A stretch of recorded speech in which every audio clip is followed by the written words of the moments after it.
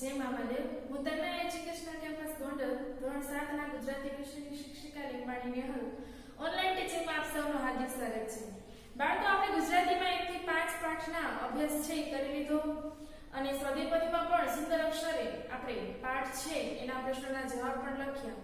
હવે આજે આપણે શરૂ કરીશું પાઠ નંબર 6. પાઠનું નામ છે ભીખુ અને એમના લેખક છે ગૌરીશંકર ગોવર્ધનરામ જોશી અને જેનું ઉપનામ છે ધૂમકેતુ. આપણે જેમ ઘરમાં કોઈ લાડકા નામથી બોલાવતા હોય, બરોબર, એવી રીતે આ લેખક છે એનું ઉપનામ છે ધૂમકેતુ. સૌથી પહેલા આપણે પાઠની સમજૂતી મેળવીએ એ પહેલા લેખક વિશે થોડીક માહિતી જોઈ લઈએ. ગૌરીશંકર ગોવર્ધનરામ જોશી એટલે કે ધૂમકેતુ, એમનો જન્મ ઈસવીસન 1892, મૃત્યુ છે ઈસવીસન 1965. ધૂમકેતુનો જન્મ ગોંડલ પાસેના વીરપુર ગામમાં થયો હતો. બાળકો, આ તો આપણા માટે પણ ગૌરવની વાત છે કે આ લેખક છે એ આપણા ગોંડલ પાસેનું જે વીરપુર ગામ છે ત્યાં એમનો જન્મ થયો હતો. ગુજરાતી સાહિત્યમાં ટૂંકી વાર્તાના ક્ષેત્રે ધૂમકેતુનું પ્રદાન વિશેષ જાણીતું છે કે જે ટૂંકી વાર્તા હોય એમાં આ લેખકનું પ્રદાન એટલે કે એનું યોગદાન, એને જે કંઈ લેખન કાર્ય કર્યું છે એ ટૂંકી વાર્તામાં વિશેષ છે. તણખા મંડળના 4 ભાગ ઉપરાંત બીજા 20 જેટલા વાર્તા સંગ્રહો તેમણે આપ્યા છે. પોસ્ટ ઓફિસ, ભૈયા દાદા, રજપૂતાણી, એક ટૂંકી મુસાફરી, જીવનનું પ્રભાત, પૃથ્વી અને સ્વર્ગ, હૃદય પલટો, આત્માના આંસુ વગેરે તેમની પ્રખ્યાત ટૂંકી વાર્તાઓ છે. અહીંયા જે નામ આપ્યા છે એ બધી એની ટૂંકી વાર્તા છે જેનું એને લેખન કર્યું છે એના વિશેની માહિતી છે. એમાં સૌથી પહેલા છે પોસ્ટ ઓફિસ. બાળકો, આ વાર્તા છે એ ખૂબ જ વાંચવા જેવી છે, સંવેદનાથી ભરપૂર છે. તમે સર્ચ કરશો એટલે આખી વાર્તા છે એ તમારા મોબાઈલમાં આવશે. જેમાં એક વ્યક્તિ છે, પિતા છે, એ પોતાની પુત્રી છે એના કાગળની, પત્રની, પહેલાના સમયમાં ટેલિફોનની સુવિધા નહોતી, તો દીકરી છે એ જ્યારે સાસરે જાય તો ત્યાંથી પોતાના પિતાને પત્ર લખે. તો ત્યાં છોકરીનું નામ છે મરિયમ. હવે એના પિતા છે એ એના દીકરીના કાગળની રાહ જોવે છે અને આગળ છે એ રાહ જોવામાં જ એમનું મૃત્યુ થઈ જાય છે. જ્યાં સુધી જીવે છે ત્યાં સુધી દરરોજ સવારે વહેલા ઉઠીને પોસ્ટ ઓફિસે જાય અને પોતાના જે કંઈ કાગળ આવ્યા હોય એમાંથી પોતાની દીકરીનો કાગળ છે કે નહીં એવું વારે વારે જે પોસ્ટ માસ્ટર હોય એને પૂછ્યા કરે. તો સરસ મજાની વાર્તા છે, વાંચવા લાયક છે. તો ઘણી બધી વાર્તાઓ છે આવી સંવેદનાથી ભરપૂર લેખકે લખેલી છે. આ ઉપરાંત તમે ધોરણ 8 માં જશો ત્યારે એમનો પાઠ આવશે જુમો ભીસ્તી. એ પણ ખૂબ જ સરસ પાઠ છે. તો અહીંયા ભીખુ ભીખ માંગીને પોતાનું તેમજ પોતાના કુટુંબનું ભરણ પોષણ કરનાર નાનકડો છોકરો છે કે ભીખુ નામનો છોકરો છે એ શું કરે છે તો કે ભીખ માંગે છે. સાથે સાથે એ ભીખમાંથી જ પોતાના કુટુંબનું, પરિવારનું ભરણ પોષણ કરે છે. તે પાત્રનું આલેખન હૃદયસ્પર્શી બન્યું છે. લેખકે એટલું સરસ પાત્ર છે એ અહીંયા લખેલું છે, એનું આલેખન કરેલું છે કે હૃદય સુધી આપણને પહોંચી જાય. વહેંચીને ખાવું, પોતે વેઠીને પણ મા ભાઈ ભાંડોનો વિશેષ ખ્યાલ રાખવો તેવું વલણ તેનામાં સહજ રીતે લાગણીના સ્વરૂપે વહેતું જોવા મળે છે. વહેંચીને ખાવું એટલે કે જે મળ્યું છે એ બીજાને વહેંચીને, શેર કરીને ખાવું. આપણે પણ સ્કૂલે જ્યારે તમે રિસેસમાં ક્યારેક નાસ્તો ભૂલી ગયો હોય તો તમે પણ બધા અમે શિક્ષકો પણ તમને કહીએ કે એકબીજાને વહેંચીને ખાઓ, જેનાથી આપણામાં સહકારની ભાવના વધે, સંપીને રહેવાની ભાવના વધે.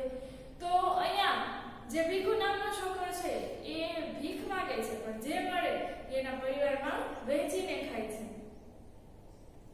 ભીખુએ જલેબી પણ ખાધી નહોતી કે દાળિયા પણ ખાધા નહોતા, પરંતુ ભાઈ ભાંડુને ખાવા મળે એ હેતુથી મા પાસે અસત્ય બોલે છે કે પોતે ધરાઈને ખાધું છે. બાળકો, આપણે ઘણીવાર ખોટું બોલતા હોઈએ છીએ, પણ ખોટું બોલવું એ ક્યારે બોલવું તો કે જેમાં બીજાનું હિત છુપાયેલું હોય. અહીંયા ભીખુ છે એની માતા પાસે ખોટું બોલે છે. શું કામ તો કે એને જે દાળિયા છે, જલેબી છે એ પોતે સાથે લાવ્યો હતો, એને પોતે ખાધા નહોતા પણ એના ભાઈ ભાંડુ એટલે કે ભાંડરડા માટે લાવ્યો હતો. પોતે ખાધા નહોતા છતાં એની મા પાસે ખોટું બોલે છે કે મેં ધરાઈને ખાધું છે. જો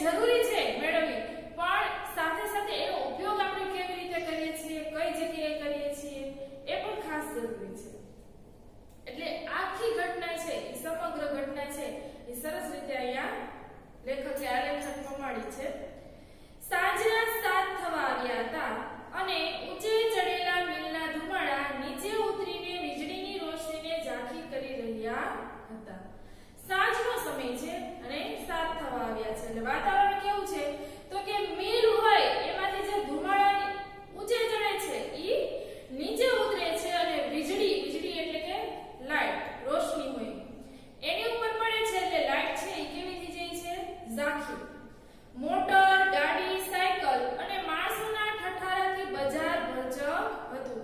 સમગ્ર બજાર છે એ સાંજનો સમય હોય એટલે બધા પોતાના કામ ઉપરથી પાછા ઘરે ફરતા હોય એટલે ટ્રાફિક વધારે હોય એટલે આખું બજાર છે એ ઠઠારો એટલે તો કે પ્રભાવિત કરવા દેખાવ કરવો એવું કહી શકાય. પણ અહીંયા એટલું બધું બજાર છે એ ભરચક હોય છે.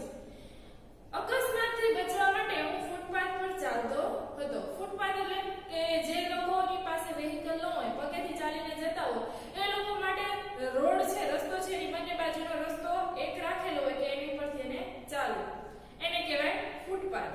તો એની ઉપરથી આ લેખક છે એ પોતે ચાલીને જતા હતા. એક કંગાલ પર ઇતની રહમ કરો. રહમ એટલે તો કે દયા. એક કંગાલ એટલે ગરીબ, કે એક ગરીબ ઉપર થોડીક દયા કરો.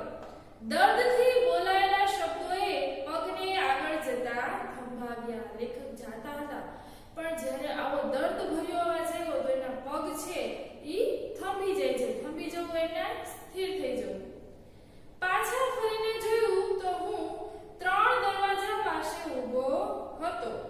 ફરી એ શબ્દો સંભળાયા. લેખકે પાછા ફરીને જોયું તો વળી એ જ શબ્દો સંભળાયા.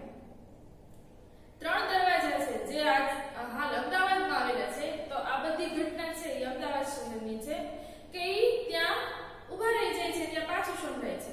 મેં ડોકું જરાક ખેંચ્યું તો દરવાજા વચ્ચેની સાંકડી કમાનમાં એક અત્યંત કંગાળ સ્ત્રી બેઠી હતી. તો કે એને જરાક ડોકું છે એ દરવાજાની વચ્ચેથી જોયું તો કમાન છે એમાંથી એક કંગાળ સ્ત્રી. કંગાળ તો કે એકદમ ગરીબ હોય એવી સ્ત્રી છે ઈ બેઠી હતી. એટલી વારમાં તો મને રસ્તા વચ્ચે ઊભેલો જોઈને કેટલાક માણસો ધક્કા મારીને આગળ ચાલ્યા ગયા હતા.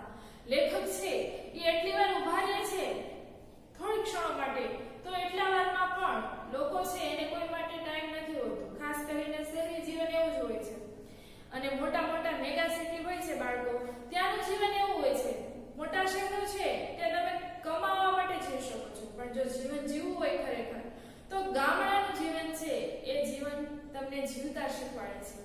સંપીને રહેવાની ભાવના, મળેલી વસ્તુ એકબીજાને દેવાની ભાવના, અને ઘરના સભ્યો છે એને કઈ તકલીફ પડે તો આજુબાજુના લોકો છે એ તરત મદદે દોડી જાય. તો અહીંયા લેખક છે એ થોડીક ક્ષણ માટે ઊભા રહે છે ને ત્યાં જ કોઈ લોકો રસ્તા ઉપરથી જતા હોય એ એને ધક્કા મારીને આગળ નીકળી જાય છે. એવામાં વચ્ચેના સરિયામ માર્ગ પર એક નાના છોકરાને રસ્તો ઓળંગતા મોટરના મુખમાં મૃત્યુના મુખમાં જતો જોઈ મારી રાડ ફાટી ગઈ. એટલે કે એવામાં વચ્ચેના સરિયામ એટલે તો કે બધા માટેનું જાહેર માર્ગ હોય એને સરિયામ કહેવાય. એ માર્ગ ઉપર એક નાના છોકરો છે એ રસ્તો ઓળંગવા જાય છે અને ત્યાં મોટર છે એ નીકળે છે. એટલે મોટરનો જે આગળનો ભાગ હોય એના મુખમાં એટલે કે મૃત્યુના મુખમાં કદાચ એવું બને કે બાળક છે એની સાથે ભટકાય તો એનો અકસ્માત થાય. એટલા માટે એ મૃત્યુના મુખમાં જતો જોઈ લેખક છે એની રાડ ફાટી ગઈ. સહજ જ એ તરફ હું દોડ્યો પણ તે પહેલા તે સોફરે અત્યંત ચાલાકીથી છોકરાને ઉગારી લીધો. સહજ એટલે તો કે સ્વાભાવિક એટલે આવું ક્યારેક થાય. આપણે જ્યારે રસ્તા ઉપર જતા હોય તો આવી ઘટના ક્યારેક બને તો આપણને એમ થાય કે જે વ્યક્તિ છે એને કઈ ઈજા નથી પહોંચી ને આપણે એને તરત મદદ કરવા માટે દોડી જાય. આ એક સ્વાભાવિક વસ્તુ છે, બરોબર, અને જાવું પણ જોઈએ. તો અહીંયા લેખક છે એ સ્વાભાવિક જ રીતે સહજ રીતે તરફ દોડ્યા પણ એ પહેલા શોફર એટલે તો કે અંગત ડ્રાઈવર, કોઈ પણ પૈસાદાર વ્યક્તિ હોય તો એ પોતાની વાહન છે એ ચલાવવા એના ઘરના સભ્યો હોય એને આવવા જવા માટે પર્સનલ ડ્રાઈવર રાખેલો એને કહેવાય શોફર, બરોબર. ઈ છે એ પોતાની ચાલાકીથી એટલે કે હોશિયારીથી આવડતથી એ બાળકને ઉગારી લે છે. ઉગારી લેવું એટલે તો કે બચાવી લેવું, એને બચાવી લે છે. ને તેની માં આગળ વધીને હાફડી ફાફડી દોડતી હતી તેના તરફ એક ઠપકા ભરી નજર નાખી હોર્ન વગાડી મોટર આગળ ચલાવી મૂકી. ને એની માં છે એ આગળ વધીને કેવી તો કે હાફડી ફાફડી એટલે કે બાળકો તો કે ગભરાય. એની માને જ્યારે ખબર પડે છે કે મારો બાળક છે એ હમણાં જ અકસ્માત એનો થાય તો એ દોડે છે તો શોફર છે એની સામે ઠપકા ભરી નજર એટલે બાબતનું ધ્યાન રાખો. એમ કરીને મોટર છે એ આગળ ચલાવી મૂકે. હું પાછો વળ્યો એટલે લેખક બચાવવા જતા હતા, પણ એની માં છે શોફર છે એ બાળકને બચાવી લે છે એટલે લેખક છે એ પાછા હટી જાય છે. ત્યાં એક જણા સામે ભટકાય. માફ કરજો માસ્તર કહીને એક જણો ભટકાતો ચાલ્યો ગયો. કે એ એની સાથે ભટકાય છે એટલે માફ કરજો માસ્તર એવું કહીને ઈ માણસ છે એનાથી નીકળી જાય છે. ને એટલામાં તો પેલી કંગાળ સ્ત્રીના એના એ શબ્દો ત્રીજી વખત સંભળાયા, એક કંગાળ પર ઈદની રહમ કરો. તો કે ત્યાં ને ત્યાં જ ત્રીજી વાર એ સ્ત્રી છે એ પાછું બોલે છે કે એક ગરીબ ઉપર થોડીક દયા કરો. એ સ્ત્રી બેઠી હતી તે ખૂણામાં અંધારામાં મેં નજર ફેરવી. તેના પગ પાસે ઉઘાડે શરીરે 3 છોકરા સૂતા હતા. હવે બાળકો આ સ્ત્રી પોતે ગરીબ હતી એવું નથી, એની સાથે એના 3 બાળકો હતા એ પણ ઉઘાડા શરીરે સૂતા હતા. ને તેના ખૂણામાં એક નાનું બચ્ચું દયાનું મોં રાખીને આવનાર જનારની સામે જોયા કરતું હતું. 3 બાળકો નીચે સૂતા હતા અને એક બાળક છે એ માતાના ખોળામાં દયાળુ થઈને બેઠું હતું. દયાળુ એટલે તો કે જેને જોઈને આપણને દયા ઉપજે, કે એને જોઈને જ આપણને ઘરે ભગવાન આવી પરિસ્થિતિ છે માણસોની, આવો ઘણી વખત આપણને થતું હોય તો એવું મોં છે એ બાળકનું હતું અને જે લોકો નીકળે રસ્તા ઉપર એની સામે જોતું હતું. બાળ અશક્ત હતી ને ગરીબી તેના પર અસહ્ય જુલમ કરી રહી હતી. સ્ત્રી છે એ કેવી હતી તો કે અશક્ત, શરીરમાં જરા પણ તાકાત હતી નહીં અને ગરીબી એટલી હતી અસહ્ય કે એવું લાગતું હતું એની ઉપર જુલમ એટલે તો કે એની ઉપર આક્રોશ કરી રહી હોય, એને હેરાન કરી રહી હોય. એક તો શરીરમાં પણ અશક્ત અને સાથે સાથે ગરીબ. ઊંડા ખાડા જેવી આંખોમાંથી તેજ પરવારી રહ્યું હતું. આંખો છે ઈ ખાડામાં હોય એવી ઊંડી થઈ ગઈ હતી અને એમાં જે તેજ હોવું જોઈએ આંખોમાં ઈ પણ નહોતું. પરવારી જવું એટલે વયું જવું. પોતે છોકરા માટે જીવન દોરી લંબાવતી હોય એમ તેના મોં પરથી દેખાતું હતું. હવે ઈ સ્ત્રી છે ઈ જીવનની જરાય આશા ન હોય એવું લેખકને લાગતું હતું, પણ ઈ જીવે છે તો કોના માટે તો કે પોતાના જે સંતાનો છે એના માટે. એટલા જ માટે કહેવાય છે ને બાળકો કે માં એ માં, બીજા બધા બગડાના વા. કે ગમે એવી મુશ્કેલ પરિસ્થિતિ હોય પણ માં છે ક્યારેય પોતાના સંતાનો છે એને એકલા છોડતી નથી. તો અહીંયા સ્ત્રી છે ઈ ઉદાહરણ દર્શાવે છે આવું જ કે ગમે એવી પરિસ્થિતિ ખરાબ હતી પણ એ એના સંતાનો માટે જીવી હોય એવું લેખકને લાગતું હતું. મારો હાથ એકદમ કોટના ખિસ્સામાં પડ્યો. લેખક છે એને જરાક દયા આવી એટલે એને પોતાના કોટના ખિસ્સામાં હાથ મૂક્યો. એ ખિસ્સાને 2 કલાક પહેલા જ કલદાર રાણી છાપના રૂપિયા સાથે ભદ્રમાંથી શહેર તરફ મુસાફરી કરી હતી. હવે એ ખિસ્સામાં 2 કલાક પહેલા જ કલદાર એટલે તો કે ચાંદીનો રણકાર વાળો સિક્કો, કે ચાંદીના પહેલા સિક્કા હતા ચાંદીના, સોનાના, પિત્તળના, બરોબર.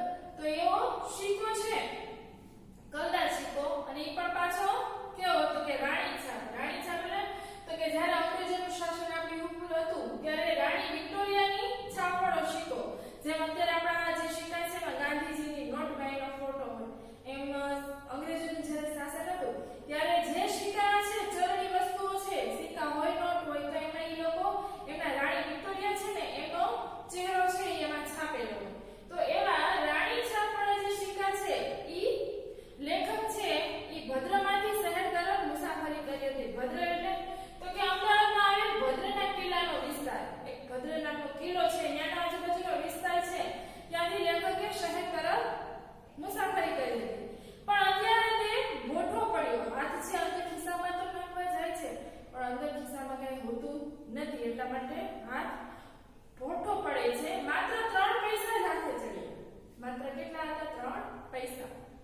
9 આના સિનેમાને મેં રોકડા 6:15 આને હોટલે ઉપાડી લીધા હતા. બાળકો અહીંયા લેખક છે એ મૂવી જોવા ગયા હતા, જેમ આપણે પણ જઈએ છીએ અને પાછા તો કે હોટલમાં જમવા ગયા હતા એટલે 9 આના સિનેમા અને 6:15 આના હોટલે ઉપાડી લીધા હતા. સાધારણ માણસોના આવા તદ્દન સામાન્ય વિલાસમાંથી પણ ઘણા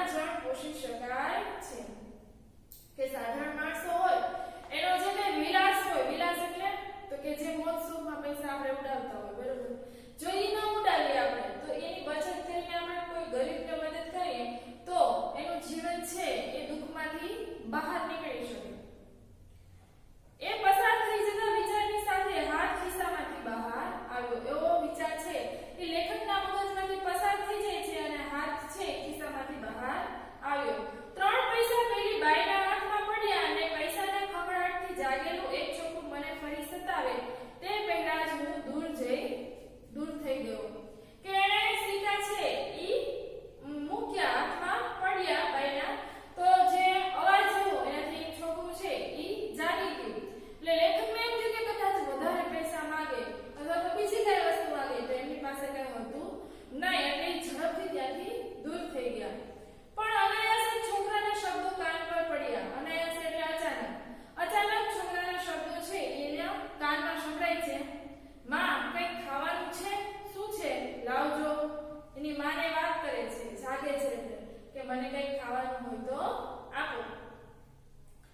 હવે અહીંયા બાળકો તમને પાઠ્યપુસ્તકમાં ચિત્ર પણ આપેલું છે. હવે આગળ જોઈએ આપણે. ખાવાનું તો ભાઈ લાવે ત્યારે, પણ એ ગયો ક્યાં? ક્યારનો ગયો છે? એની માં છે એ બાળકને જવાબ આપે છે કે બેટા ખાવાનું તો કઈ નથી, જ્યારે ભાઈ આવશે એ જમવાનું લાવશે, ખાવાનું લાવશે, પણ એ ક્યાં ગયો?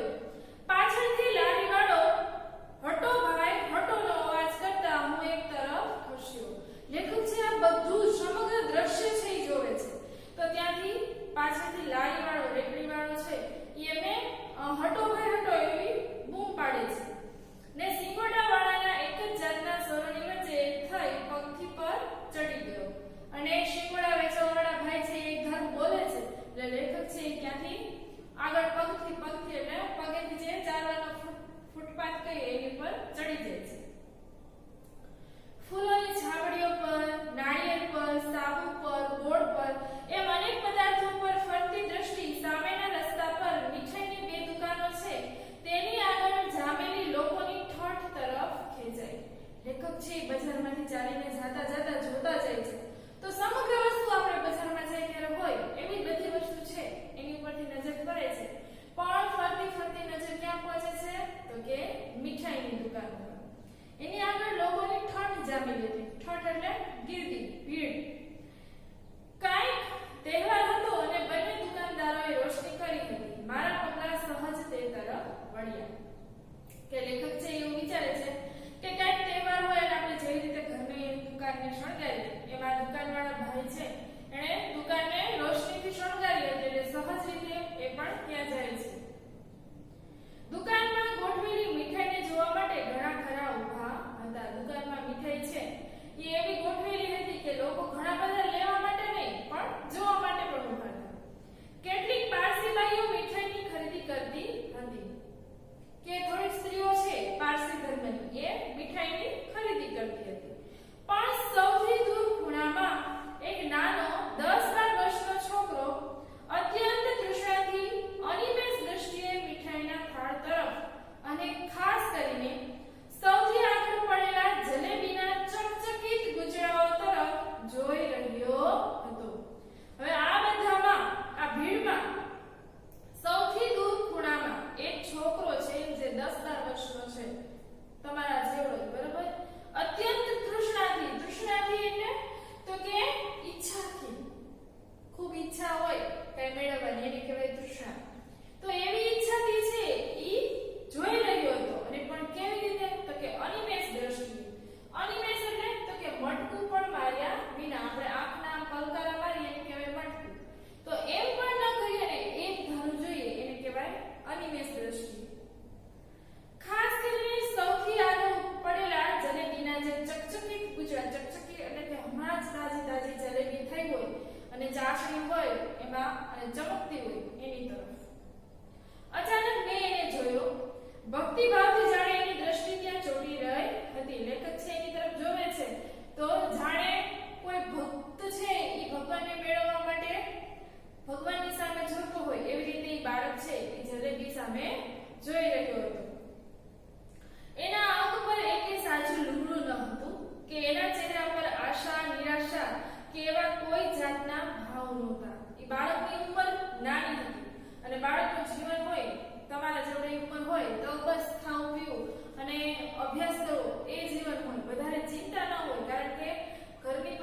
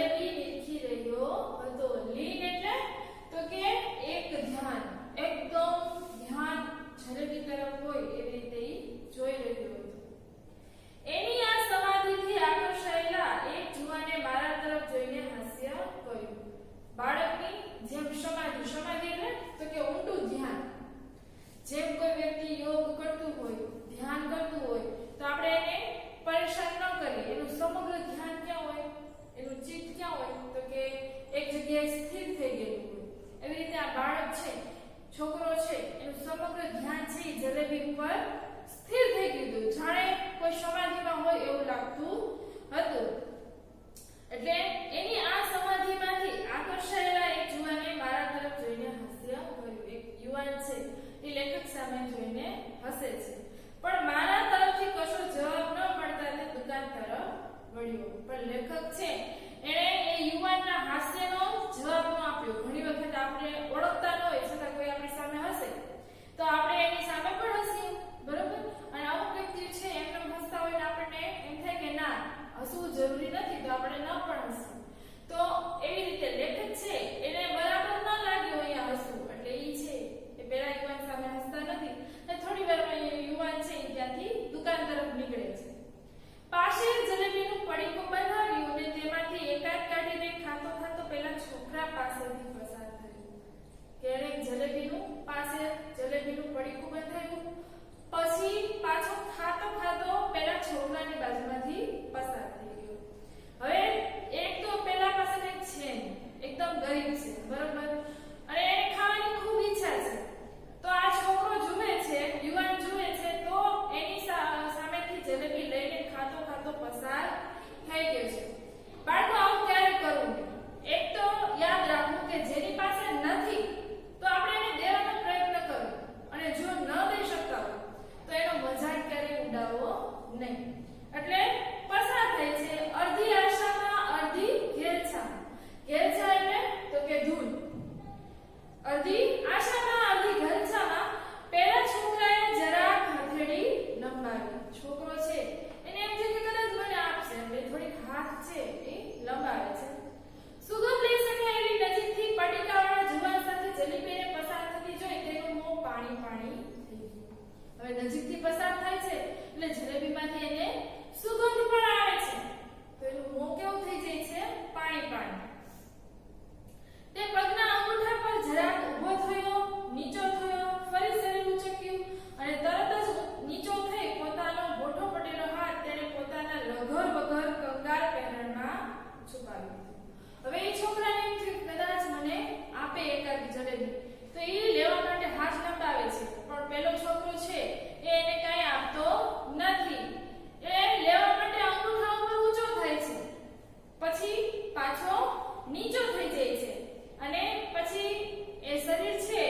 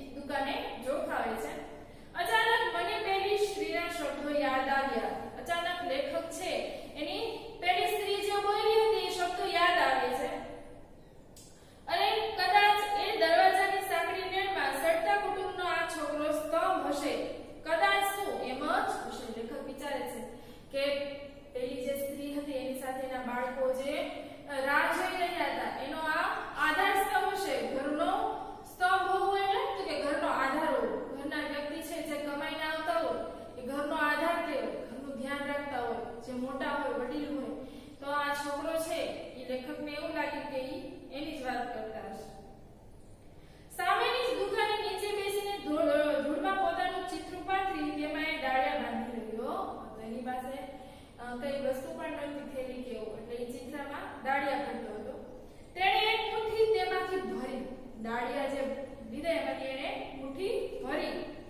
વીજળીના પ્રકાશમાં એ મુઠ્ઠીને અધર જતી મેં જોઈ. લેખકે જોઈ કે વીજળી છે, લાઈટ છે, એના પ્રકાશમાં એ મુઠ્ઠી છે એ અધર જાય છે અને એને ઝડપી લેવા આતુર મોં પહોળું થતું દેખાયું.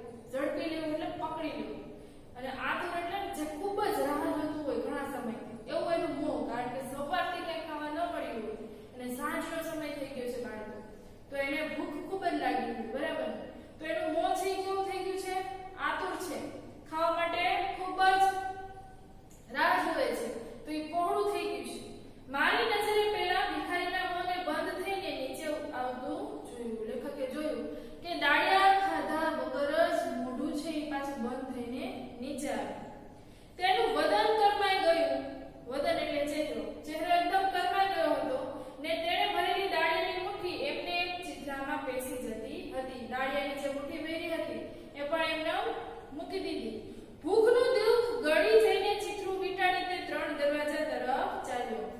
બાળકને ગરીબાઈનું દુઃખ નહોતું, ખાલી એની સાથે સાથે ભૂખનું દુઃખ હતું, બરાબર? એ દુઃખ છે એ બાળક શું કરે છે તો કે પોતે ગળી જાય છે. ગળી જવું એટલે પી જવું, સહન કરી જવું.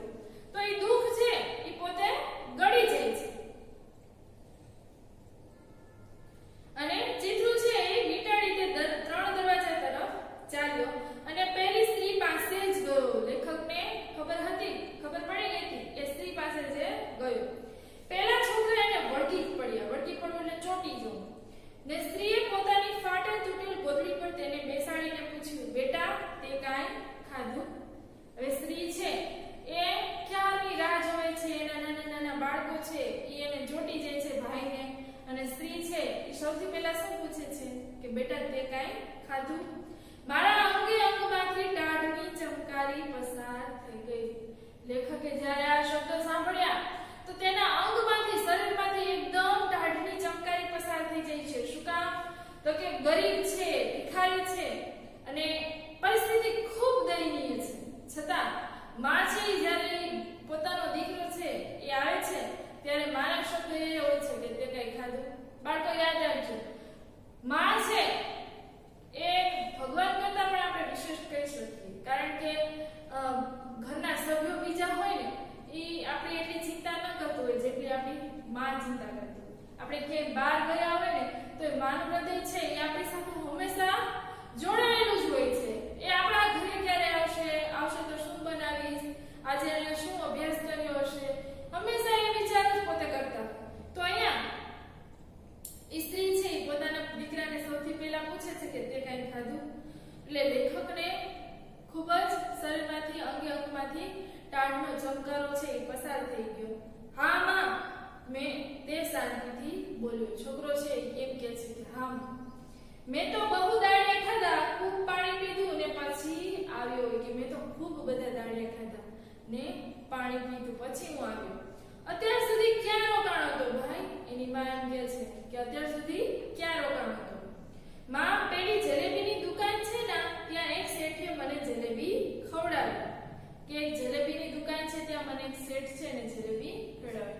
હવે બાળકો તમને એવું થશે કે અહીંયા આ બાળક ખોટું બોલે છે, તો એ તો ખરાબ કહેવાય. પણ એ ખોટું બોલે છે તો શું કામ બોલે છે? જુઓ એના મનની ઉદારતા જુઓ. જો કદાચ એમ કે ના માં મેં કાંઈ ખાધું નથી, તો એની માં છે એ બધા બાળકો છે એની પાસે બીજા નાના એના ભાઈઓ હતા એને અને આ બાળકને, અને પછી વધે તો પોતે દાળિયા ખાય.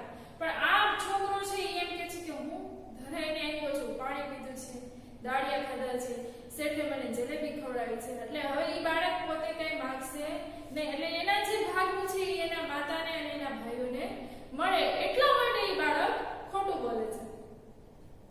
હે હા માં એમ કે છે કે મને એક શેઠ છે એને જલેબી ખવડાવી. એટલે માં એમ કે છે કે હે અમારો ભાગ કરતા છોકરા કૂદી પડે. એના ભાઈઓ છે એમ કે છે અમારો ભાગ ક્યાં? એમ છોકરો શર્મિંદો થઈ ગયો. માએ તેની સામે ઠપકાથી ને સંતોષથી જોઈ કર્યું. છોકરો છે એ શરમાઈ ગયો, કારણ કે જલેબીની વાત કરીએ તો એના ભાઈઓ છે એને એમ થયું કે અમારો ભાગ આપો એમ.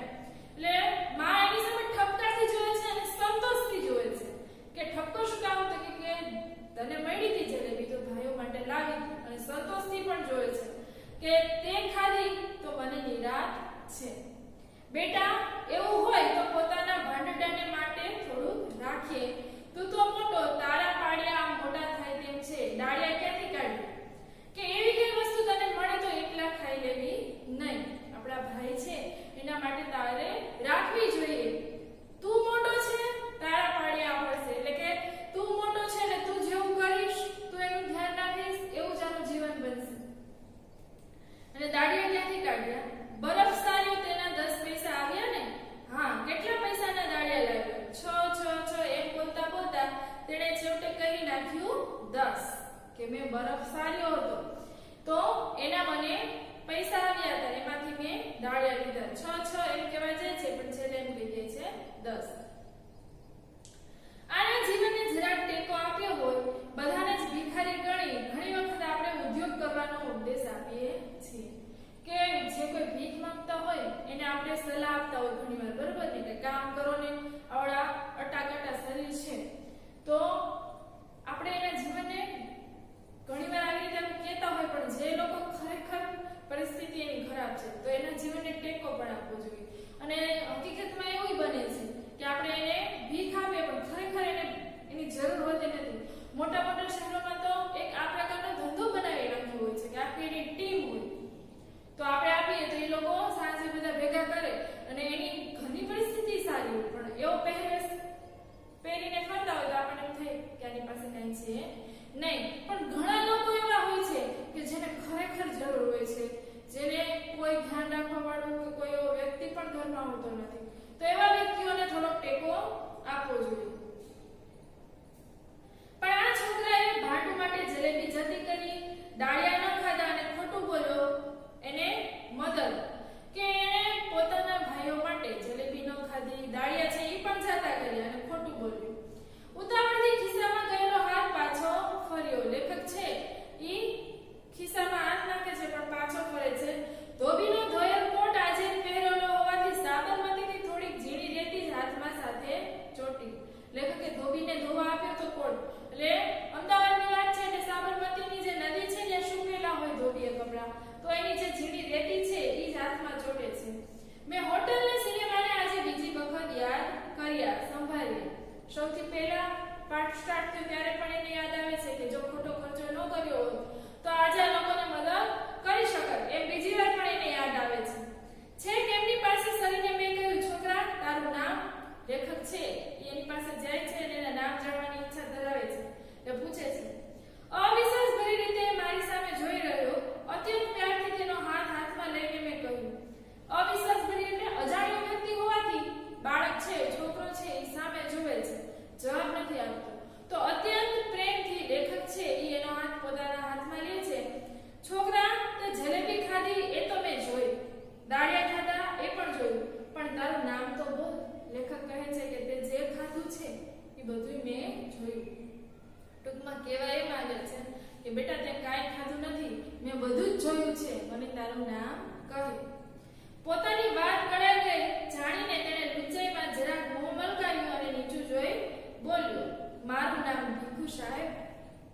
બાળક છે, છોકરો છે એ સમજી ગયો કે આ લેખક છે, આ વ્યક્તિ છે એ મને જાણી ગયો છે, એટલે એ પોતાનું નામ કહે છે કે મારું નામ ભીખુ છે. બાળકો અહીંયા સરસ મજાનો પાઠ છે એ આપણે સમજૂતી મેળવી. આમાંથી આપણને શીખવા મળે છે કે આપણી પાસે જેટલું મળ્યું છે એમાં ઉદારતા દાખવી અને સાથે સાથે એમાંથી કોઈકને મદદ કરવી, તો જ એ આપણું ધન છે, આપણી સંપત્તિ છે એ ખરેખર સાર્થક ગણાશે. અને આપણા પરિવારના સભ્યો હોય, બરોબર, કદાચ તમે મોટા હો તો તમારા નાના ભાઈ બહેન છે એનું એટલું ધ્યાન રાખો અને સંપીને રહો, એની સાથે પણ એવું વર્તન કરો અને ઉદારતા રાખો.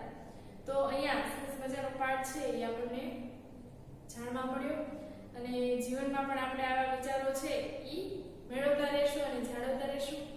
હવે આગળના તાસમાં આપણે સ્વાધ્યાય પોથીમાં પ્રશ્નના જવાબ લખીશું. ત્યાં સુધી તમારું ધ્યાન રાખો.